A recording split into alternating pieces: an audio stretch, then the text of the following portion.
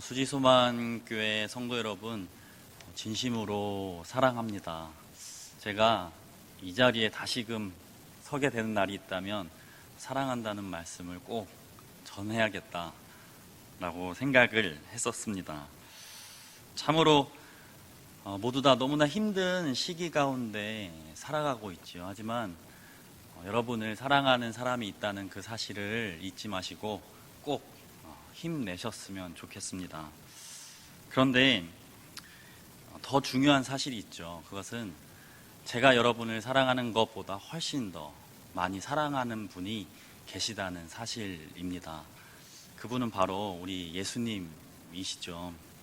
오늘 이 말씀을 통해서 예수님께서 우리를 사랑하고 계심을 깊이 체험하고 또 느끼는 귀한 시간이 되시길 소원합니다. 제가 설교를 준비하면서 두 가지 예화를 찾았습니다. 지금 이 두 가지 예화를 들려드리고자 하는데 한번 들으시면서 이 두 가지 예화의 공통점을 한번 찾아보시면서 들어보시길 바랍니다. 첫 번째 예화는 동인도 제국으로 가는 유람선을 탄 어떤 한 아이의 이야기입니다. 그 아이는 너무나 사랑하는 애완견을 데리고 그 배를 타고 가고 있었습니다. 그런데 이제 배가 비행기처럼 빨리 가지가 않잖아요. 너무 느리니까 이제 답답하고 심심한 마음에 강아지와 함께 캐치볼을 해야겠다라는 마음을 가지고 이 아이가 배 갑판에 올라갔습니다. 그리고 테니스 공으로 그 강아지한테 던지면 강아지가 쫄래쫄래 가가지고 공을 물어다 주고 이렇게 재밌게 놀고 있었는데 그만 그 아이의 팔에 힘이 들어간 거예요. 그래서 힘껏 던진 공이 바다에 그만 빠지고 말았던 것입니다. 아니나 다를까 그 강아지가 그 공을 줍고자 거센 파도가 일렁이고 있는 그 바다로 뛰어들었죠. 이 아이는 그 빠진 강아지를 보면서 막 팔을 동동 굴렀습니다. 옆에 다행히 선원이 있길래 부탁했죠. 지금 내가 너무나 사랑하는 저 강아지가 저 바다에 빠졌으니까 배를 좀 멈추고 내 강아지를 좀 구해달라고 부탁하였습니다. 하지만 그 선원은 그 강아지 한 마리를 위해서 이 배를 세울 수는 없다면서 거절하였습니다.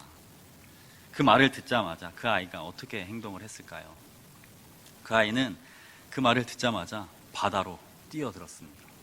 그제서야 선원은 어쩔 수 없이 배를 멈추고 그 아이와 그 강아지를 구해냈다라는 첫 번째 이야기입니다. 어떠신가요? 이 예화를 들으면서 뭔가 느껴지시는 부분이 있으십니까? 두 번째 예화도 한번 들려드려 보겠습니다. 이 이야기는 미국의 서부 시대가 개척될 때 당시의 이야기입니다. 그때 당시 한 지역에서 총을 너무나 잘 쏘는 총잡이가 한 명 살고 있었습니다. 그런데 그 총잡이에게는 다른 특기가 하나 더 있었습니다. 그 서부 영화를 좋아하시는 분들은 이제 알고 계시겠지만 총잡이들이 총도 잘 쏘지만 이제 주점에 모여가지고 카드 게임을 많이 하죠. 이렇게 영화 보면은 원탁에 이렇게 둘러 앉아가지고 막 포카를 하는 모습이 있잖아요. 그 서부의 총잡이는 다른 특기를 하나 가지고 있었는데 뭐냐면 카드를 너무 잘 다루는 거예요. 어찌 보면 사기꾼일 수도 있겠지만 이 자기가 원하는 카드를 막 내는 그런 특기를 가지고 있었던 것입니다. 그런 총잡이에게는 너무나 사랑하는 친구 한 명이 있었습니다. 그 친구는 물론 총도 잘 쏘지만 이제 외모가 너무나 잘생긴 친구였어요. 그런데 그 총잡이와 잘생긴 친구 사이에 미묘한 감정이 흐르는 사건이 발생합니다. 그거는 너무나 아리따운 여성이 등장한 사건이죠. 그래서 두 명 다 그 여인을 사랑하게 됐습니다. 하루는 셋이서 말을 타고 가고 있는데 인디안에게 쫓기게 된 거예요. 지금 누군가가 미끼가 되어서 시선을 끌지 않으면 이 셋 다 지금 죽게 생긴 상황이 펼쳐진 것입니다. 그럴 때 바위 뒤에 숨어서 그 총잡이 친구와 잘생긴 친구가 서로 내가 미끼가 되겠다고 이야기합니다. 안 되겠으니 우리 내기를 하자면서 결국 카드 게임을 하죠. 그 짧은 순간에 누가 더 높은 숫자를 내냐. 그 높은 숫자를 낸 사람이 이제 마음대로 하자. 결국 총잡이가 높은 숫자를 내었고, 그 총잡이가 미끼가 되었고, 잘생긴 그 친구와 그 여인은 결국 살게 되었습니다. 그 잘생긴 친구는 후에 그 총잡이 친구가 속임수를 써서 자신을 이겼다는 사실을, 그래서 자기 자신과 이 여인을 구했다는 사실을 알게 되었다라는 예화입니다. 이 두 가지 예화를 들으시면서 혹시 공통점을 발견하셨는지요? 서로 너무나 전혀 다른 이야기이지만 마치 한 가지 이야기처럼 들립니다. 그 이유는 바로 희생에 대한 이야기이기 때문이겠죠. 강아지를 너무나 지극히 사랑한 아이가 물에 뛰어들어서 강아지를 구하고, 총잡이가 지극히 사랑한 그 여인과 목숨처럼 아꼈던 그 친구를 살리기 위해서 미끼가 된 이야기. 우리는 서로 다른 이 이야기 속에서 희생이라는 것 하나를 발견할 수 있었던 것입니다. 그런데 이 두 가지 예화를 더 깊이 이해하기 위해서는 한 가지 질문이 더 필요합니다. 그 질문은 이 예화의 이 주인공들은 왜, 무엇 때문에 강아지를 그리고 친구들을 위해서 희생을 한 것일까라는 질문입니다. 과연 무엇 때문에 이 주인공들은 자신의 목숨을 아까워하지 않으면서 이렇게 희생을 한 것일까요?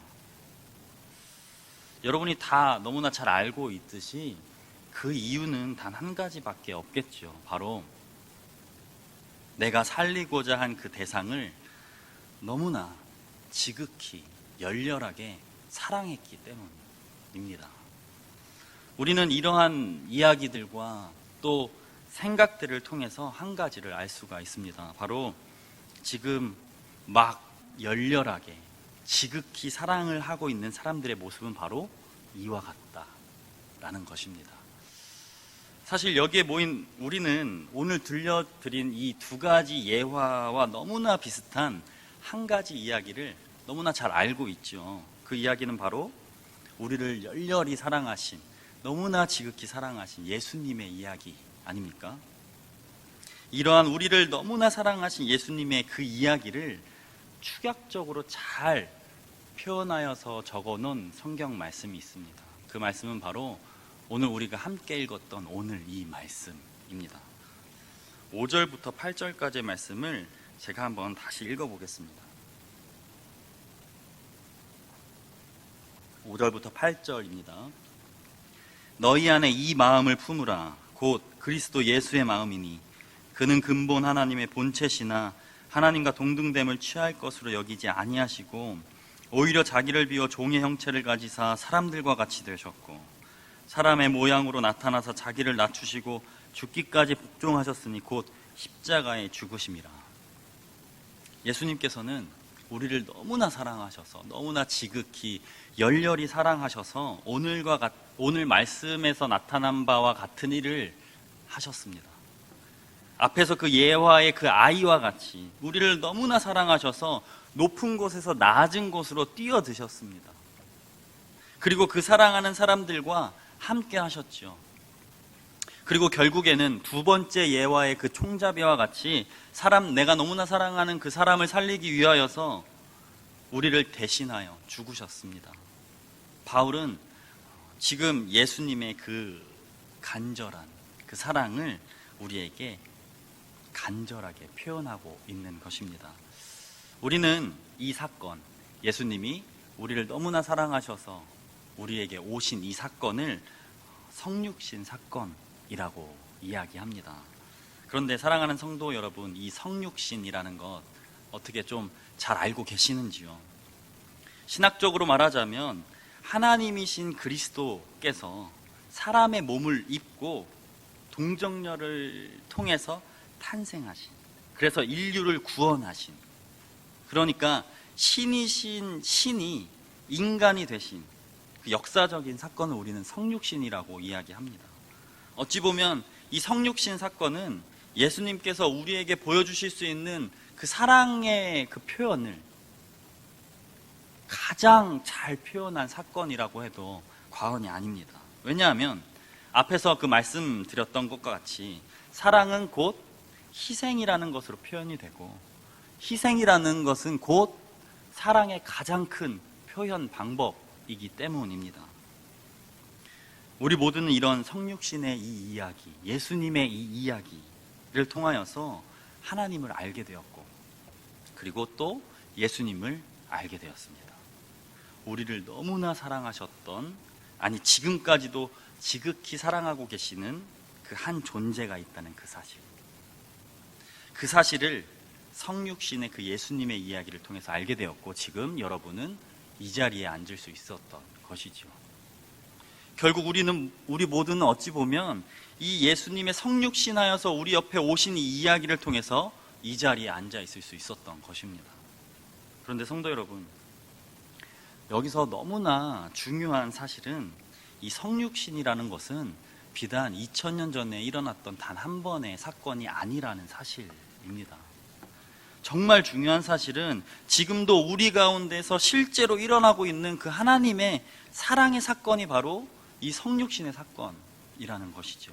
왜냐하면 이 성육신을 통해서 우리가 계속해서 지금도 하나님을 믿고 있고, 이 성육신이라는 사건을 통해서 지금 현재 하나님과 사랑의 관계를 할 수 있기 때문입니다. 성육신이라는 이 사건이 지금도 여전히 살아있다는 것이죠. 아직까지도 에너지가 있어서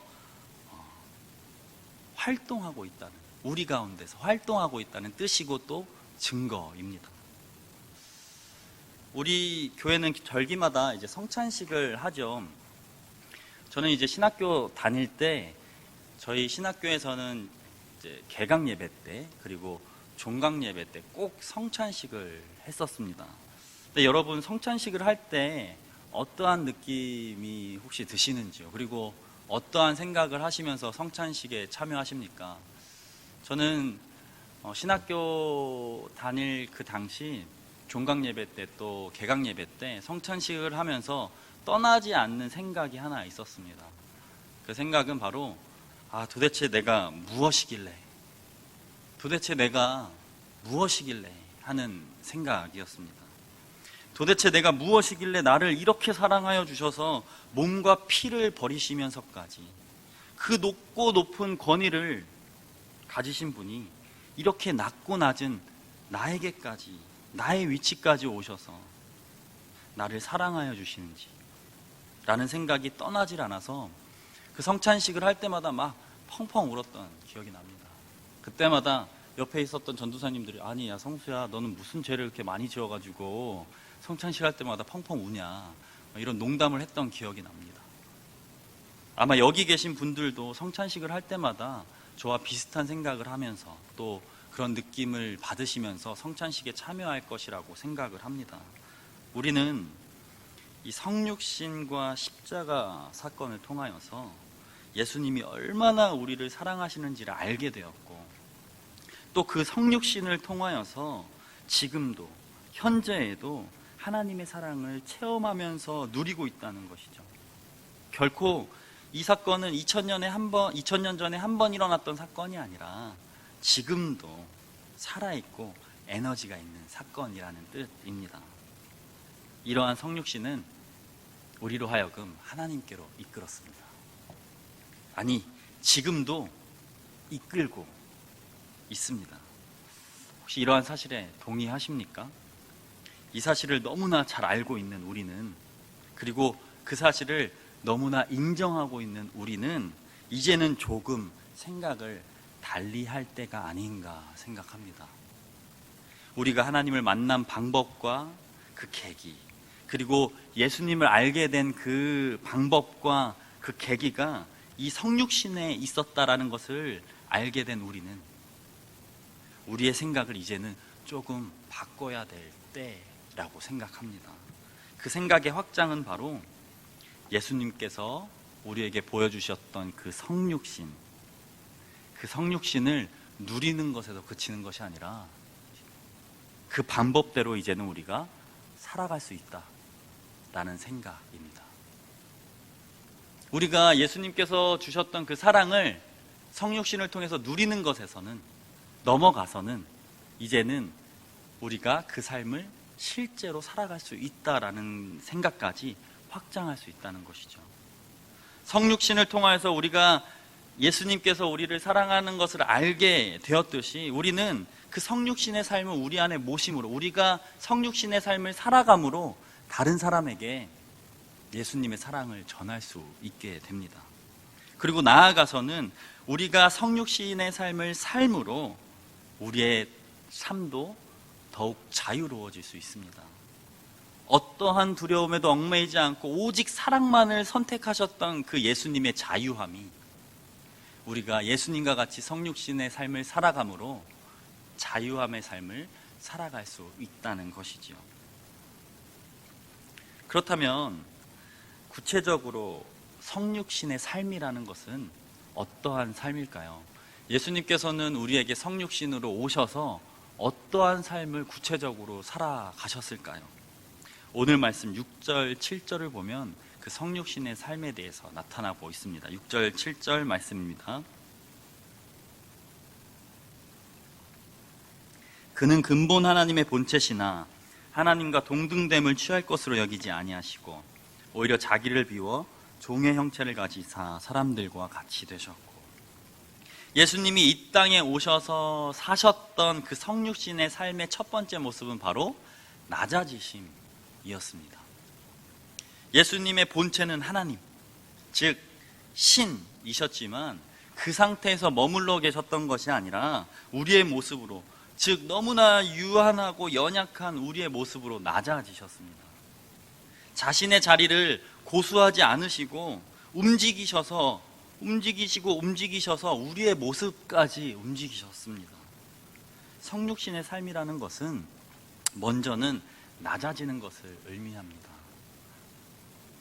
내가 당연히 가지고 있는 그 권위를 거부하고 사랑을 위해서, 오직 그 사랑을 위해서 그 권위를 자발적으로 내려놓는 것, 이것을 의미합니다. 이 낮아진다는 것, 우리가 너무나 익히 들어서 어찌 보면 식상한 이야기처럼 들리기도 하지요. 하지만 이 낮아진다는 것 그렇게 쉬운 일이 아닙니다. 왜냐하면 성육신은 적당히 낮아지는 그 낮아짐을 의미하고 있지 않기 때문입니다.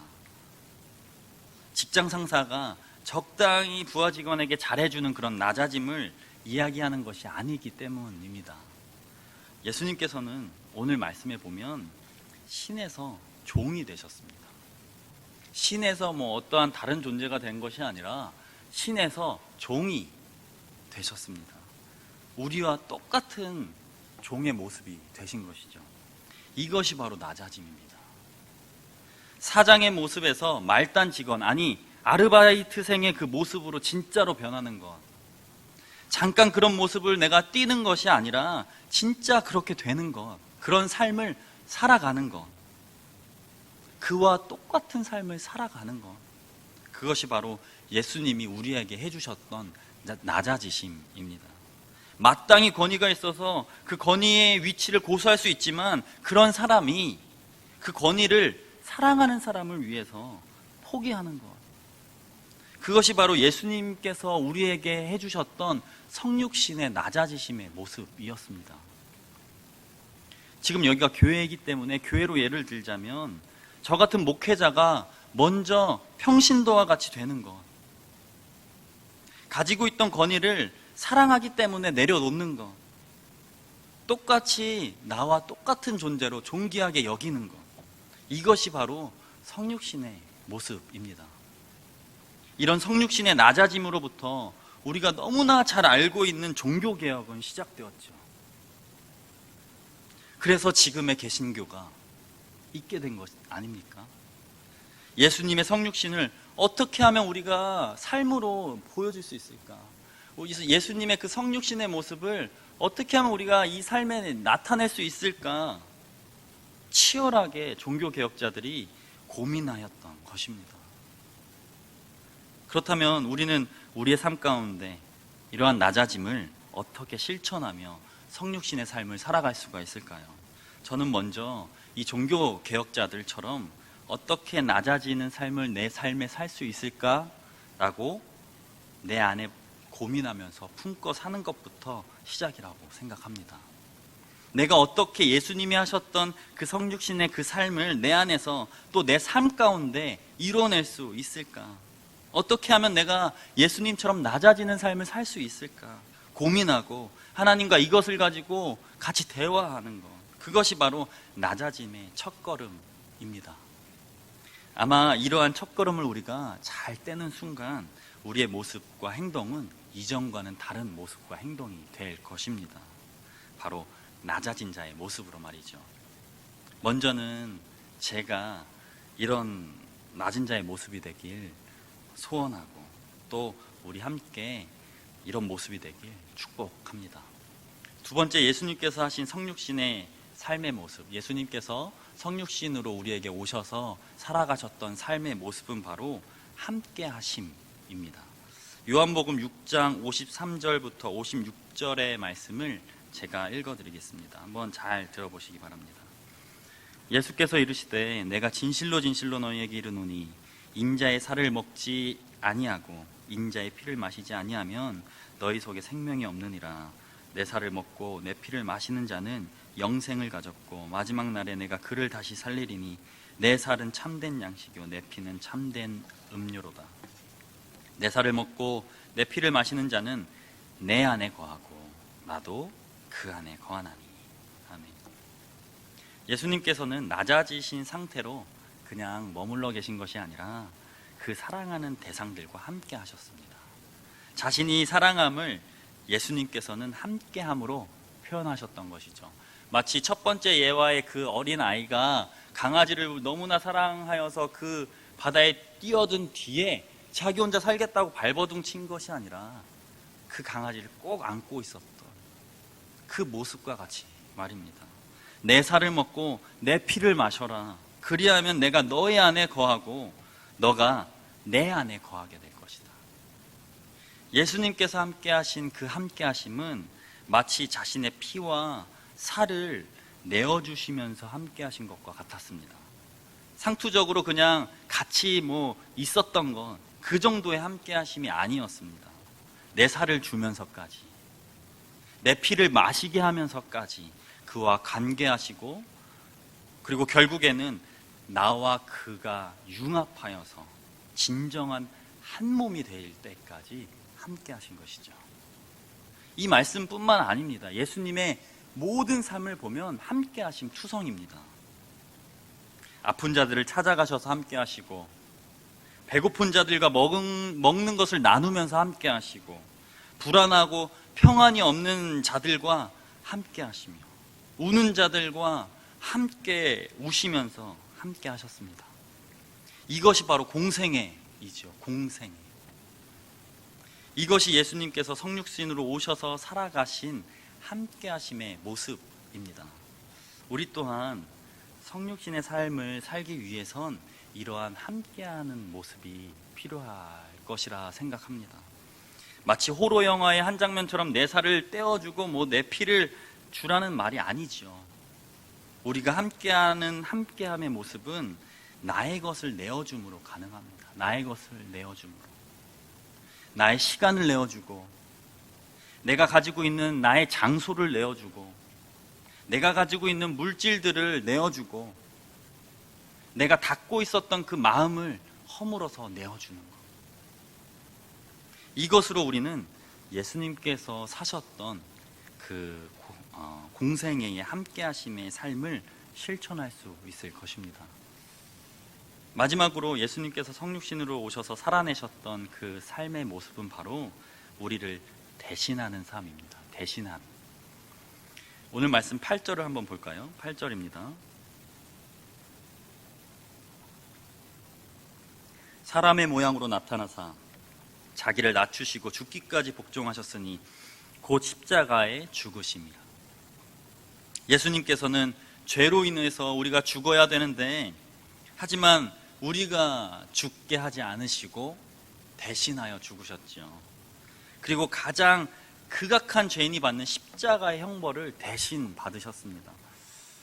이 가장 가혹한 형벌이었던 십자가의 형벌을 예수님께서 대신 받았다는 것은 무엇을 의미하냐면 이 세상 어떤 극악무도한 죄인도 예수님이 대신하셨다는 것을 의미하는 것입니다. 우리를 너무나 사랑하셔서 성육신의 삶을 사셨던 그 예수님의 마지막 모습은 대신하심이었습니다. 우리는 예수님의 그 대신하심을 통하여서 예수님의 사랑을 우리 마음 깊이 새길 수 있게 되었죠.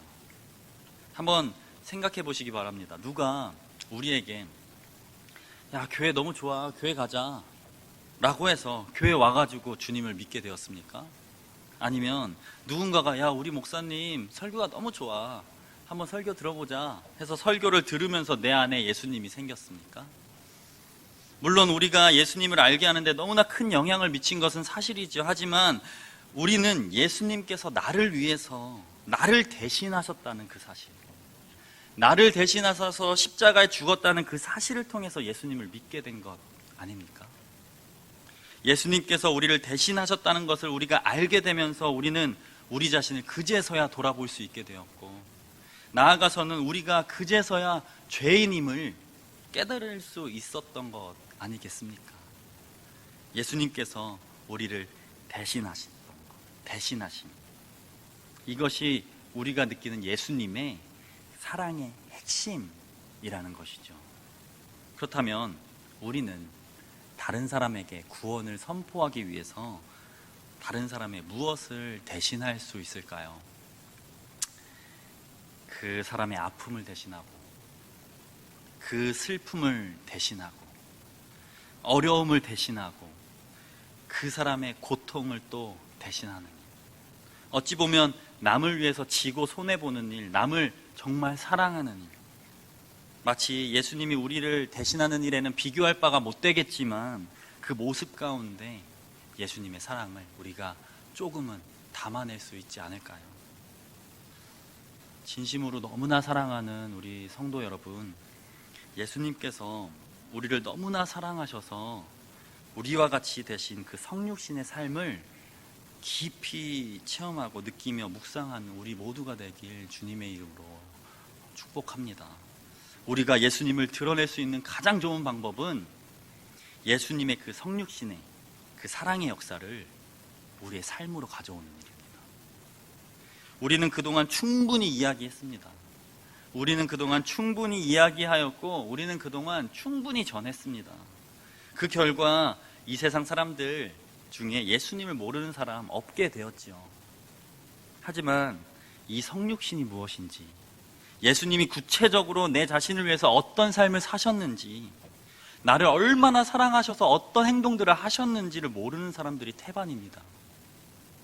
이러한 세상 가운데 어찌 보면 우리 한 사람 한 사람이, 정말 예수님의 사랑을 미리 알게 된 이 한 사람 한 사람이 예수님의 그 성육신의 그 삶을 우리 가운데 모셔오는 것, 그것이 가장 큰 복음 전도의 길이며 우리의 예수님의 희생의 사랑을 우리 가운데 기념하는 일일 것입니다. 어찌 보면 세상 사람들은 보이지 않는 예수님의 사랑에 관심이 없을런지도 모르겠습니다. 그들에게 필요한 것, 오히려 그들이 원하는 것은 오히려 자신의 눈앞에 보이는 우리들의 사랑이 절실하게 필요한 것인지도 모르겠습니다. 우리들의 사랑이 그 사람에게 전해졌을 때 비로소 그 사람은 우리 안에 있는 예수님의 사랑을 전해받게 되는 것이고, 깨닫겠죠. 아, 이거는 사람의 사랑이 아니구나. 맨 처음에는 사람의 사랑으로 받았지만 나중에 깨닫는 것입니다. 아, 이거는 사람의 사랑이 아니구나. 예수님의 사랑이구나. 느끼게 되지 않을까요? 오늘 우리가 읽은 이 말씀 이후의 말씀에는 이렇게 기록되어 있습니다. 12절입니다. 그러므로 나의 사랑하는 자들아, 너희가 나 있을 때뿐만 아니라 더욱 지금 나 없을 때에도 항상 복종하여 두렵고 떨림으로 너희 구원을 이루라. 바울이 한 말입니다.